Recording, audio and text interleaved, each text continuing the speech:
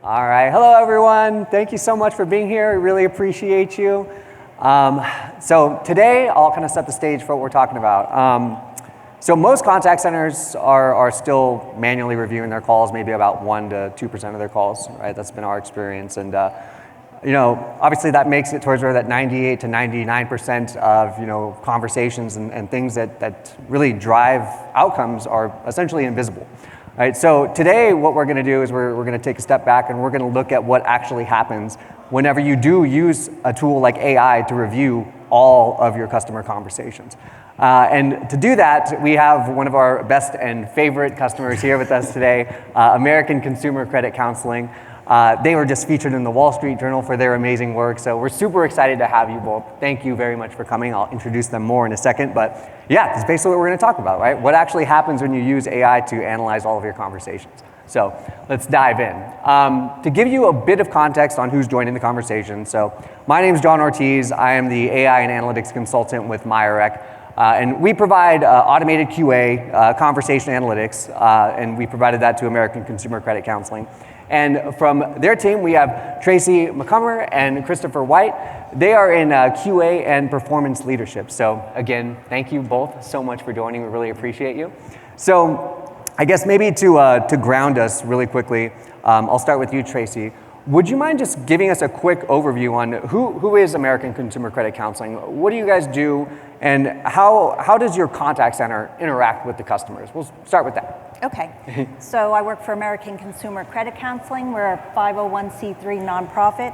We help people basically get out of debt.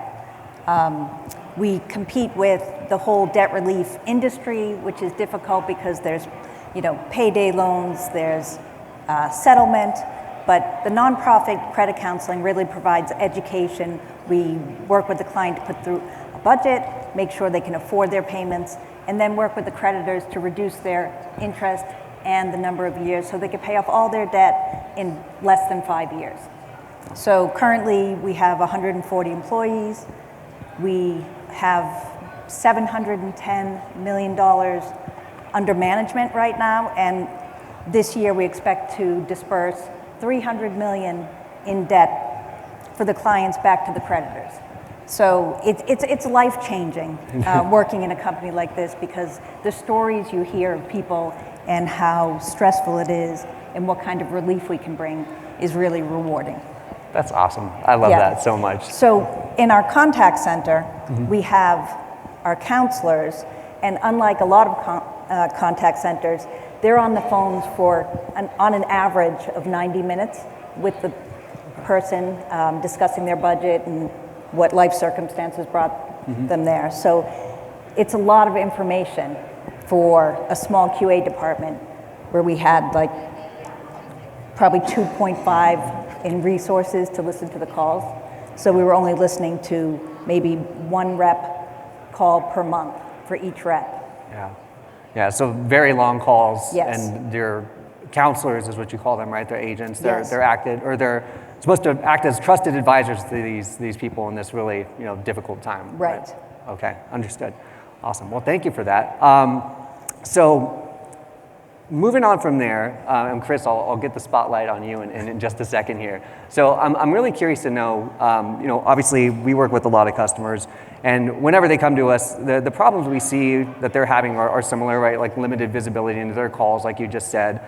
Maybe coaching is based on really limited kind of samples, again, like you just mentioned. But I'm really curious to hear from you, like, what were like the high-level challenges that American Consumer Credit Counseling was facing whenever you decided to start looking for AI in the contact center? Maybe if you could walk me through that. So one of the issues is when you're serving the public and you have people calling in, you have like the excellent counselor and the one that's maybe just learning or not so good. And our philosophy was it shouldn't depend on who answers the phone, what kind of service you get, or whether you get the right help. Yes. Right? Yeah. And so doing that, it's difficult to listen to 1 call a month and get meaningful information that you can convince the manager, hey, we heard this. And they're like, how often does that happen? Yeah. And with this changed everything to be able to say, well, actually it's 85% of the time. Or it's, 75% of reps are doing the same mistake. Yeah. So that's a huge impact for us. That makes sense. So that's it. So you just needed more visibility into those calls, right? Right. I love how you said that. Yeah, I love what you said, how like, it doesn't matter who you speak with, you should receive the same service. That's right. great. It's not fair to the client to perhaps not get the help they need because they didn't talk to the right person. Yeah, 100%. All right. So that set you on your mission then to find AI, right? So, and then you sent him to go find it, and I talked to him, and then here we are today. So, okay. Yeah. Awesome. All right. Well, thank you so much, Tracey. I really appreciate that. And one of the challenges I'll say that I had at the beginning, just deciding to do this, is if you have like a great project, and we looked at multiple vendors, right? And you look at it, and it's like if you don't have a dedicated resource to really understand and get the value, then it just becomes, a waste, and people don't really understand it, and then people don't value it, and then it doesn't get used. Yeah. So it was great to have Chris White because he's my go-to guy.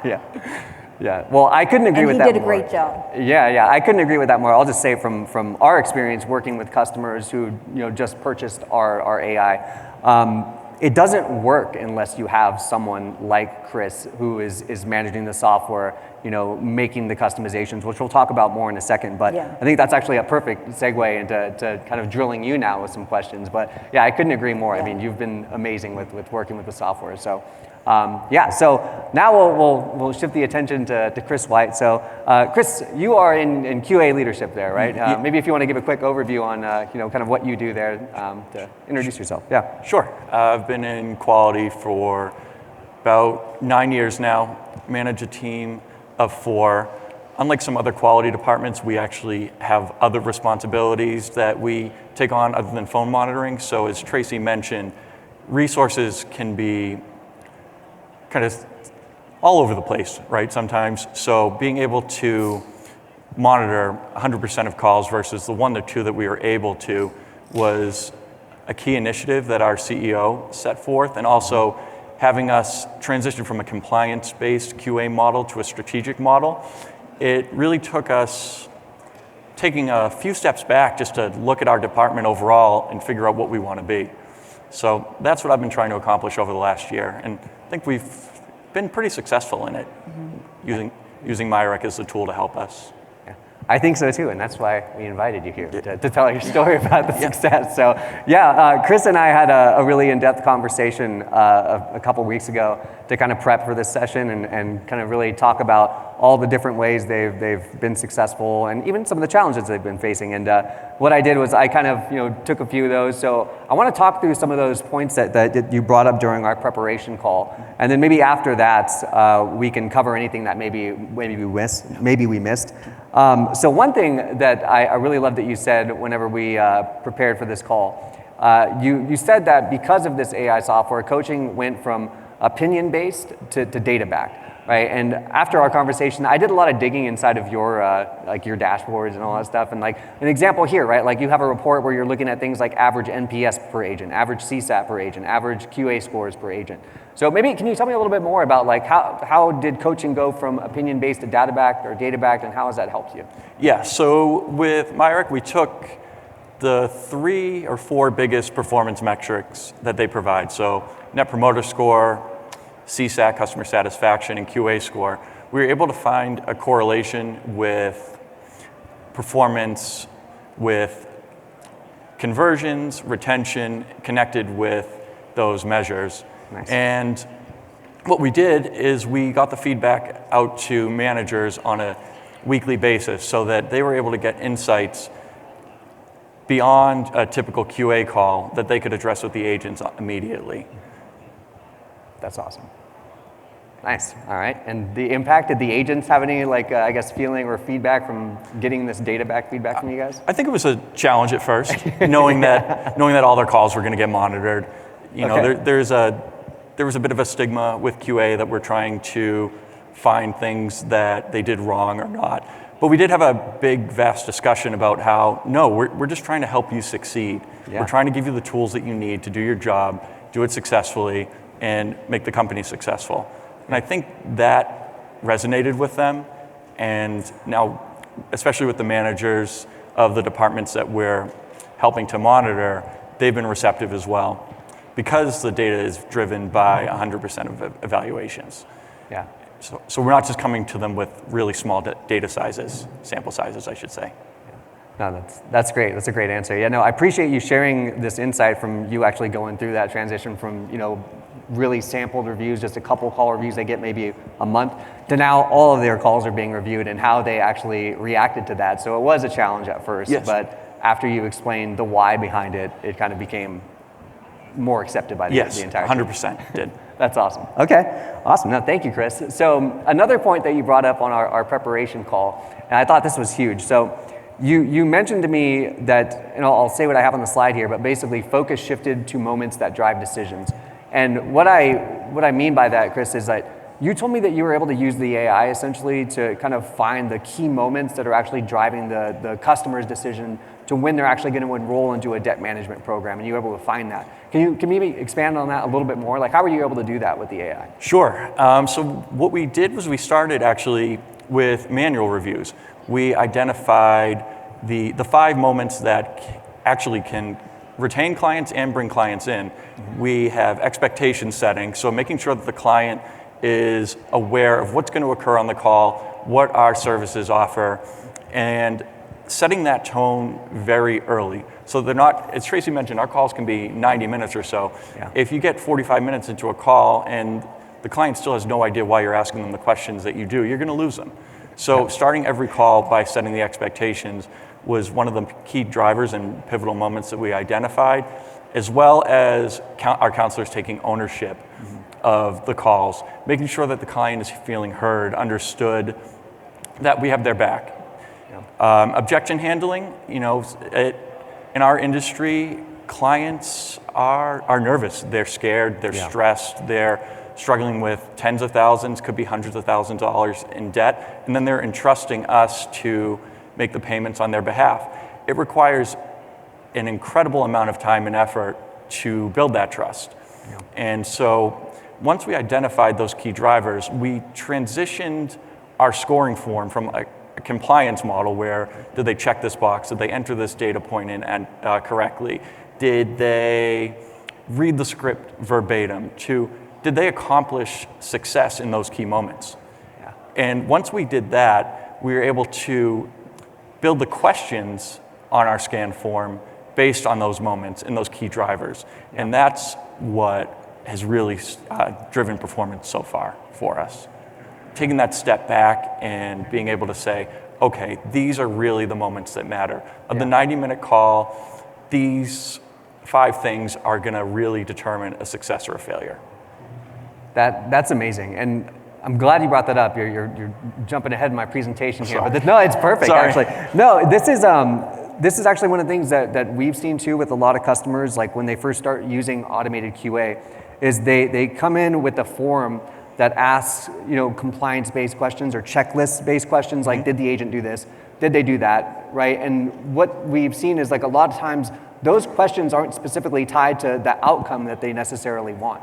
Right, and you guys figured that out naturally, intuitively, after using automated QA for a little time, and you found out that, hey, I don't need these kind of like checkbox questions so much, but what I need to do is I need to change my scoring form to have it tied to what is the actual outcome that I want. And in your case, the outcome is, increased enrollments, right? So you shifted your form to tie it to that outcome, correct? For sure, and retaining clients as well. So the enrollment is one piece, but you have to remember that these clients are making payments to us over 3 years to 5 years.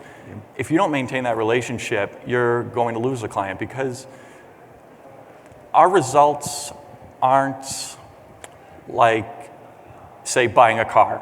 You buy the car at the beginning, you're driving it for the next 5 to 10 years, what have you. The customer knows that they have that car in front of their driveway every day. But with us, you have to really continue to reinforce the value, right? When we're trying to retain a client, no one's calling us because everything is perfect. We have to learn to understand it. And then during every call, encourage them to keep up the good work, to keep the progress going, coach them and encourage them, and really be a motivator. And so those moments on our retention calls were also key drivers too, because we never really thought of it that way. It was, okay, what is this client calling for? Yeah. Resolve the issue, on to the next one. Yeah. And so that's what we've kind of implemented into our retention model, taking a little more time to understand the client, what troubles they're having, and tell them good job. Yeah. Tell them you're doing great, keep it up. That's awesome. So then would you say it's fair to say that like using the AI in the first place is one of the things that kind of led you to making this change to the forms and having these realizations? Absolutely. Yeah, that's awesome. Thank you, Chris. Oh my goodness. Tracy, anything to add there? I feel like I don't want to ignore you, but if No, not, you're good? That's fine. All It's interesting because when you start with a checklist, Yeah. what you find is as you're evaluating people, you can have all the reps hit all those check marks and have different results. Yeah, so exactly. that's what led to, reinvestigating. Yeah. Well, what's the difference between the high-performing counselor and the low-performing Yep. counselor? Because they all hit. But Yep. as Chris mentioned, understanding those discussions and then being able to use the AI to search for that Yep. and find out, oh yes, the best counselors are doing this 85% of the time, the worst are doing it 10% of the time. Yeah. So that was a huge to have the data. Yeah, exactly. Yeah, that was one of the coolest things I heard Chris say when on our prep call was like, they were able to use the AI to look at, okay, the top performing agents that are closing, we were able to find that they have a really strong opening of the call and a really strong closing of the call, and vice versa with the counselors who were struggling. They had really poor opening, wasn't really explaining or setting expectations well, right? And it was all because you had the data to back it up from analyzing all your calls. Exactly. And value presentation as well.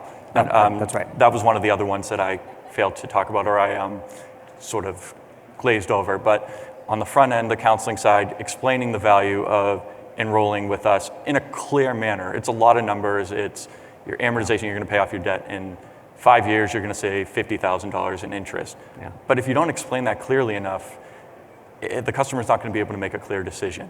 So the good behaving, I shouldn't say the good behaving counselors, that's the wrong way. The higher performers took the time to explain that in more detail, stop, ask for questions, whereas the underperforming were just going through the motions, talking about it very quickly and trying to move forward.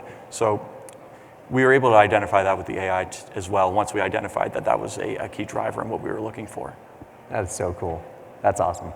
All right. No, thank you. That's perfect. I appreciate you. So maybe let's move on to one other thing that I really liked during our prep call.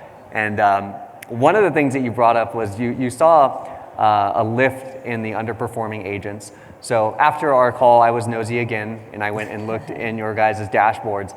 And I found something really cool. So like what this screenshot here is showing is I looked in your QA dashboard and I did a trend analysis. So I compared the month of April to May to the previous month to look at the difference in the delta of the QA scoring.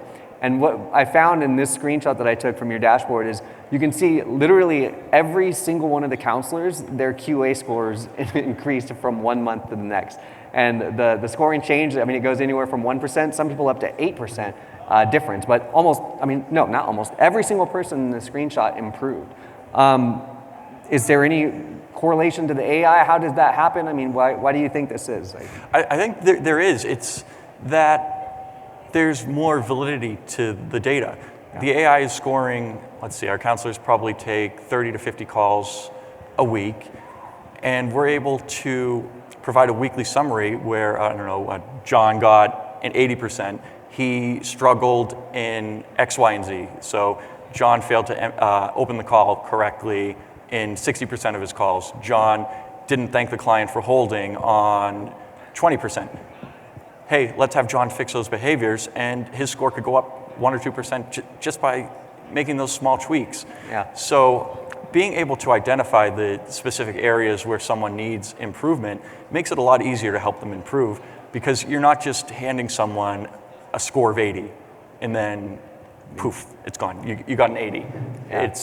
This is where you can improve. This is the area that you need to focus on.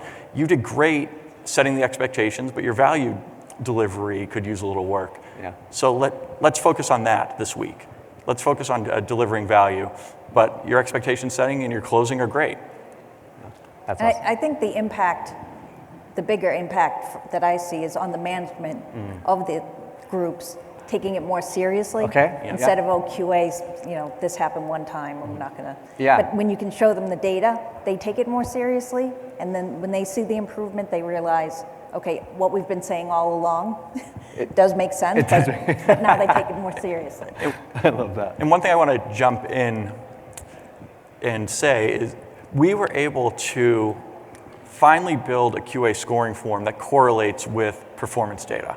So the highest performers in their QA scores were also the highest performers within their department. So being able to show that, okay, QA forms, the scans, the call monitoring actually relates to performance it really helped shape the manager's level of receptiveness to the QA scores and the MiaRec data. That's huge right there, because again, that's one of the big things that we see with a lot of customers is the QA scores not correlating to the outcomes that they're looking for. So the fact that you have done that is amazing. So great job there. And one thing I thought that was interesting too that we said, or you said on our previous call that kind of relates to this topic,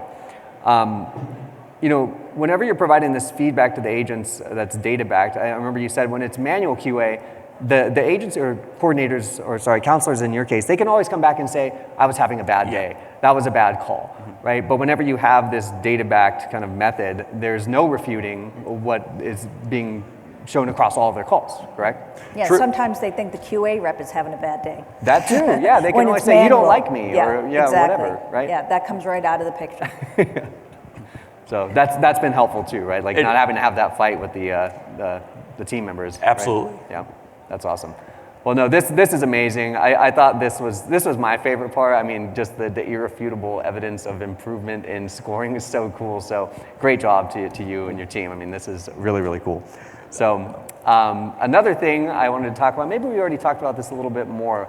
We haven't touched on this too much, but QA now being scalable and efficient. And this is something that Tracey alluded to earlier, that these calls are super, super long. Right? They can be an hour and a half. So listening to just one call obviously takes a good chunk of your day. And I remember on our preparation call, Chris, you had mentioned that because you have the automated QA now you don't need to listen to the whole call, right? So one, you know which calls to listen to, right? You're not random sampling, so you don't spend any time deciding which call to listen to. And then two, you know which part of the call to listen to as a reviewer. Can you tell me a little bit more about that? How has that been helpful, or if I took it all out? You nailed it. Yeah. One key feature that we've utilized is the churn risk capability. So there's a feature in MiaRec that will have the AI automatically identify people that are at risk of leaving our program or at risk of not enrolling. We can target those calls first thing in the morning, get the feedback back to the managers, and have that client called back within a half hour, 45 minutes. Wow. Whereas we would just be cherry picking random sampling before. We've scoped our modeling, scoped our reviewing too, based on what we've been trying to look for. That is pretty cool, yeah. And that's personally one of my favorite parts about the software. I mean, being able to use AI to increase retention is so cool, and you guys have really keyed in on that and used it to its fullest potential. So again, great work. I keep getting reminded why we invited you to speak today. So no, you guys are doing amazing. So yeah, thank you so much. So let's see, what else do we have here? So we already talked about this, your QA being tied to business outcomes, but again, just want to stress this. QA forms, when we first start working with customers, they are like checklists, and they can be like, sometimes the questions on the QA forms are a bit trivial and not tied to the actual business outcomes. Like in this case, we want to increase enrollments, increase retention. You guys completely change your QA scorecards to make that goal or make those goals happen, right? So we already talked about this. So I guess maybe let's see. One thing I think that you shared with us that was super impressive that I wanted to share with the audience too is that you mentioned that since you guys have been using MiaRec and our software, there's been an overall impact of a 13% increase in active client count. How much of that do you think is attributed to the AI? Maybe we'll start with that. I mean, maybe both of you can kind of. Yeah, over the last year, we've seen a significant growth in client count. Obviously, there's been a number of factors, but given what the receptiveness has been with MiaRec and the AI and the coaching feedback, and that we've seen improvement in the counselors, we can only assume that MiaRec has played a key role in this. Yeah. And I can speak certainly that our retention rate has really gone up. And That's so awesome.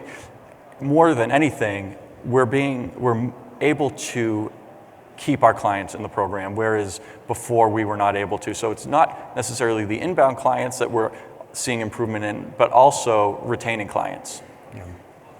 Yeah, for sure. And I think with the retention, one thing that probably helps with that too is that your counselors may be doing a better job of explaining Yes. what they're getting into at the beginning of the calls, right? Those introductions. So when they know what they're getting into, they're more likely to stay.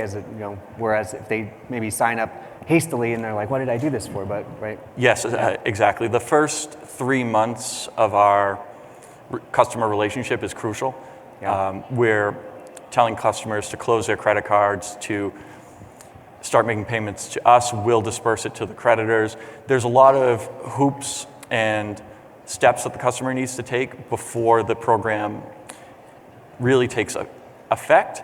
And if we can help get them through the first 3 to 6 months by setting the expectation of what they're going to be dealing with for the next 36 to 50, a lot of times that is the threshold that we're trying to get them over. The first 6 months is crucial. And that really depends on how well our counselors set them up for success. It's not just about the conversion and gaining the client, it's making sure that they are set up for a strong relationship with us. Yeah. And so the one thing I like to say is we want no surprises. A client should never be surprised by anything after talking to us. Mm-hmm. And our overall attrition was, because people finish the program and leave, Yeah. which is a good thing, Yeah, and then they terminate early is not a good thing. But our overall attrition rate was like 3.5, and now it's down to less than 2.5.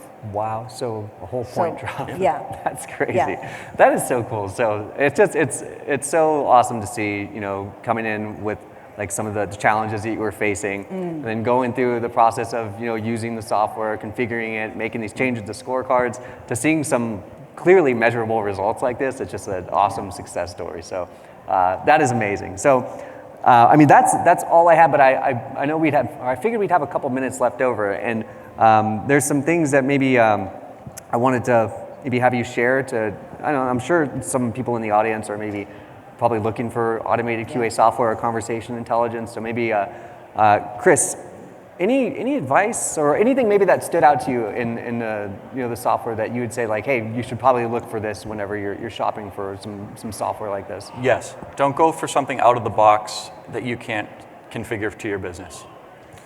You're the experts in your field, you're the expert in your business, and if you can't cater your QA to specifically what you're looking for, you're going to be behind the 8 ball. And so what I've done over the last year, based on the discussion we had earlier, identifying what matters to us most, identifying what matters to our customers most, and then writing the AI prompts to find that is what has made me and us successful. So remember that you're the experts. The AI can do so much, but you can tell the AI what to look for. And I've really enjoyed being able to play around. It's kind of a fun puzzle game because typing up the AI prompts. It's like writing your prompt into ChatGPT and saying, score this question. And if it doesn't score it the way you want, you can rewrite the prompt until it does. Yeah. And that way, you know for sure you're getting valid results because you've calibrated it. And it's catered to your business. Right, and that feature in the software of having the playground where you can see that it wasn't scored the way you wanted it to, it didn't pick up the right thing. Being able to tweak it and then run that call again to see if it picked it up and keep tweaking it until it gets exactly what you want, like include this and this, exclude this and this, and then being able to see the results. I love that feature. And I think I'm not alone in saying that business needs change by the day, if not even by the hour, and being able to adjust for those needs has been a godsend, because updating a QA form for us in the past would have taken a day, 2 days, send it off to a manager, get the approval. Now we do it in minutes, really. And the playground to be able to test our prompts, being able to identify questions that aren't being scored correctly has been a major help. That is really cool, and I couldn't agree more. Yeah, every business is so different. You know, if QA automation software doesn't give you the ability to customize the questions, test those questions, then it's really going to limit your ability to be successful with it, right? So that is amazing. And have fun with it, because it is fun. Actually, one of the concerns I had in investing in this type of software, knowing it was complicated, new, you have to have the champion, but we talked about the onboarding.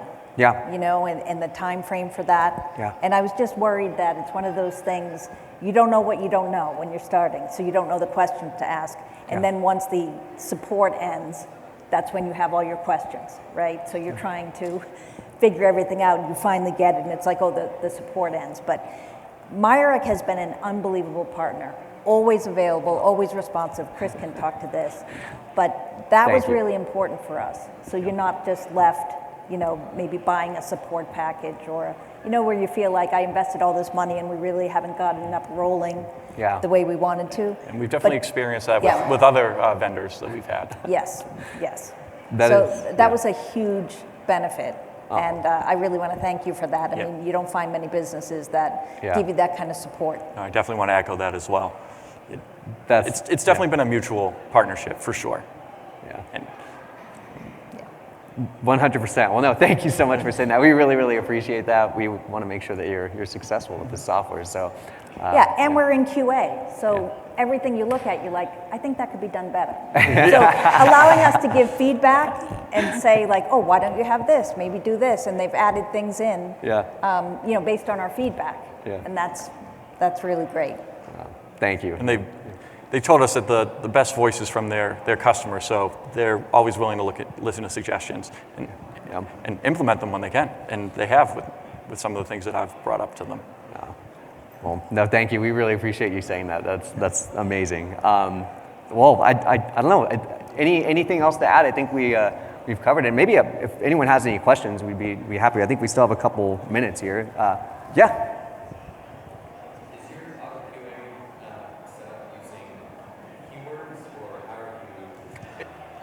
It's a full transcription review. So do you want to take it? No, go ahead. I'll piggyback off you. So the entire transcript of the call is evaluated, and we basically write the prompts to say, look to see if counselor said X, Y, and Z. Score it yes if they did, score it no if they missed 2 or the 3 points.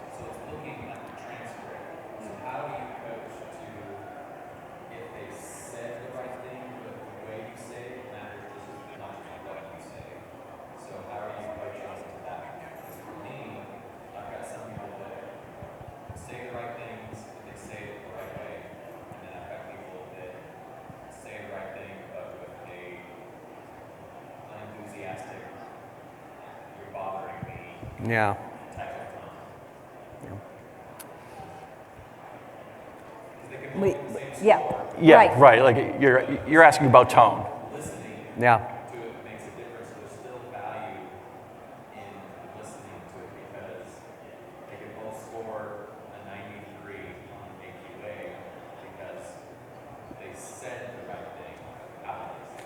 Correct. Tone is definitely something that you want to take into account. We still manually listen to calls. What we're doing is identifying who needs to be listened to first to see how the tone comes out.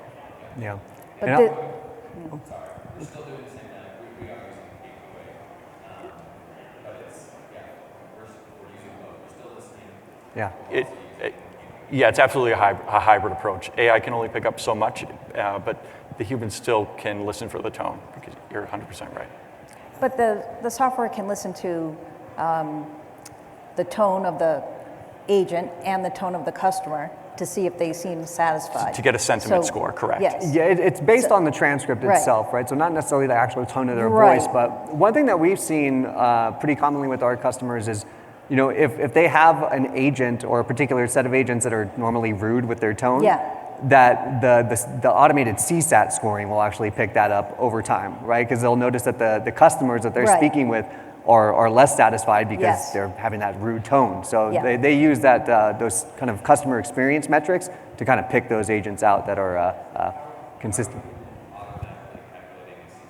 Yeah, so it's an inferred score based on the transcript again, right? So in our software in particular, every different CX metric like CSAT, NPS, effort scores, they all have their own individual and really detailed prompt of what we tell the AI to look for and how to score CSAT. So yeah, it's basically a customizable prompt that you can tell the AI what to look for to score CSAT on a scale from 1 to 5. So. Yeah, because when you have a rep that does a great job with a good attitude, usually the customer responds equally, like, thank you so much, I really appreciate it.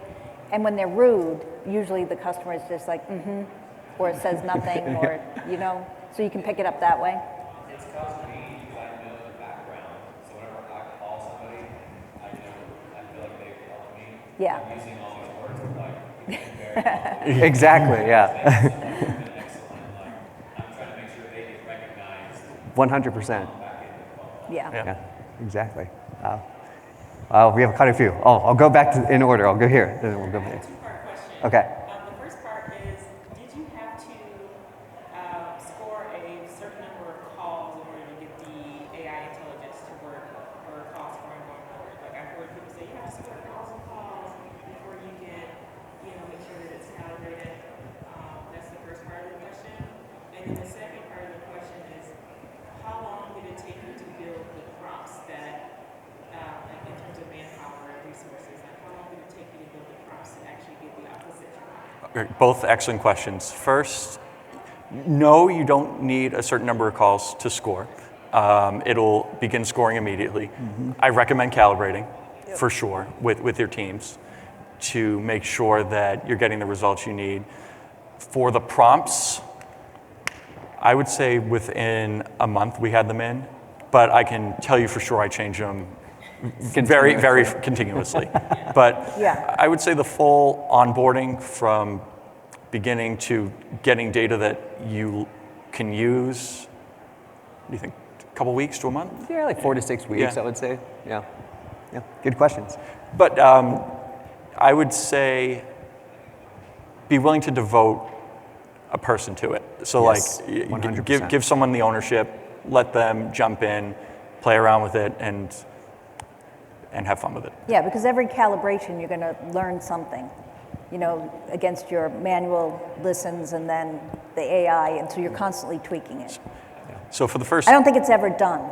no, it's not. Right. And for the first month or two, we actually decided, okay, let's give the reps a break. We're scoring to calibrate. We're not even gonna send them the results for a bit because we want to make sure that what we're giving them is valid. I don't want to bring someone down and then find out, oh, they didn't actually do that wrong. It's just, so I took a step back and just said, okay, for the first couple of months, let's get it right. That's good advice. So you didn't necessarily start giving them their auto QA scores right away. I gave the managers the scores, but with a caveat that we're still working. Interesting. Cool. All right. Well, great question. Right here, and then I'll get to you after. Yeah. So, how long after implementing did you notice a marked improvement in performance? And what would you say were maybe the first two metrics that you noticed a significant amount of improvement? Okay. So, how long did what was kind of maybe top three? Sure. I'd say about 2 to 3 months, we started to see improvement. Where I first saw it was not the QA scores themselves because we were still working on it, but the sentiment score and the CSAT scores all went up. Net Promoter Score also did as well. So how likely a client would be to recommend us to a friend or a family member is also a feature for the NPS. That's awesome. You said 2 to 3 months or 3 months? I'd say, yeah, about 2 to 3 months. That's awesome. Yeah. Good question. Yeah. My question is more about adoption. Okay. So I have some sense of the big concern or risk I have with that client. There are people in videos that we launched the tool with, and I'm having this with them. Like they have all this data. They're still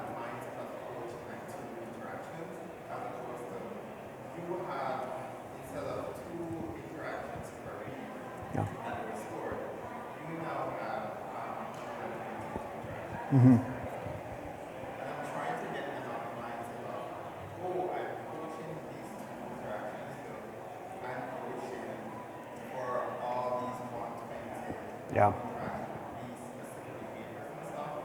And I'm trying to figure like how did you get your team to, or those coaches to get to the place of, oh, I'm coaching, not change their mindset of how they're coaching. That's a good question. Sorry, I heard most of it. I just want to make sure. I can reiterate. Okay, yeah, please. So basically, he has his QA managers. I believe they're using a QA, automated QA already, but the QA team and managers are still coaching like they're manually reviewing calls, like coaching against 1 or 2 interactions. So he's asking, how did you change the mindset of your QA team to start or stop coaching based on 1 or 2 interactions and based on all of the data instead? Is that correct? Are your QA agents actively engaging in the software? Or? Yeah, well, it's not so much my QA agents, it's the coaches Oh. that I get the call centers. Because, again, we deployed it there, the scores are coming in, it looks great. I'm seeing them, okay, I see what needs to happen. I know what you guys need to do. Stop coaching one, like listen to one person, oh, this is what you need to fix. Look at the entirety of the situation. Yeah. And coach those behaviors based on evidence. I'm trying to get how to get Change their mindset. Yeah. hey guys, you have all this data. Stop thinking like it's 2020. Yeah. You have all this data. Let's try to figure out how to do that. Yeah. Do you play? I would play the calls for them. Have one-on-one meetings with the managers. Play the calls where something was docked, and say, "This is how it sounded. They lost points here." And then look, this happens on 80% of the calls. Let them hear it. Yeah. And I think adding that extra layer of the manager having to hear how the rep sounds will hopefully get you some buy-in. That's good advice. Yeah, thank you. I think we have time for maybe one more question. We have 3 minutes. Yeah.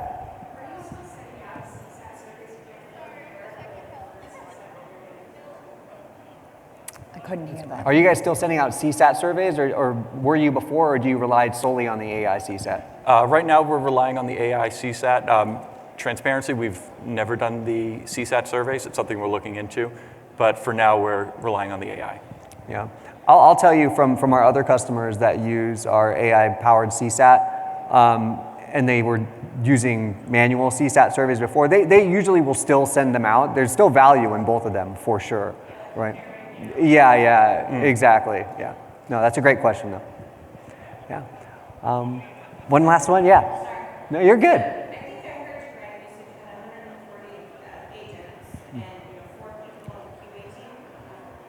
No, we have 140 people in the company. We probably have how many phone reps? About 70. Yeah, I'd say. 70. About half the company are phone reps. And you have 4 QA on your team. How does their role change since that's you're going from the manual? Because you still have your 4 headcount, right? And it includes people. How does their roles change and what's their focus? That's a great question. They are sent a daily report of calls that they should be monitoring and listening to. I don't have them pull the whole call unless there's an escalated client issue where they would listen to the whole call, but it happens infrequently. But I have a daily report that I send out, and it helps target the calls that they listen to. So they no longer have to search for calls. And those 4 resources that we had also have other responsibilities. Correct. So they weren't 100% on phone monitoring, so they all have split duties. So they're just, they can do more now. With the new software, they have capabilities to devote to other tasks and projects. That's awesome. All right. Well, thank you, everyone, for the questions. We really appreciate the engagement. If you have any other questions, feel free to stop by our booth. We're at booth number 1114 in the next room over. But again, huge thank you to you two for coming all the way out here. Sure. We really appreciate you. Thank you so much. And we appreciate everyone. Thank you. And yeah, have Thanks, a great rest everyone. of your day. Yeah, thanks for being a great partner. Yes, thank you too.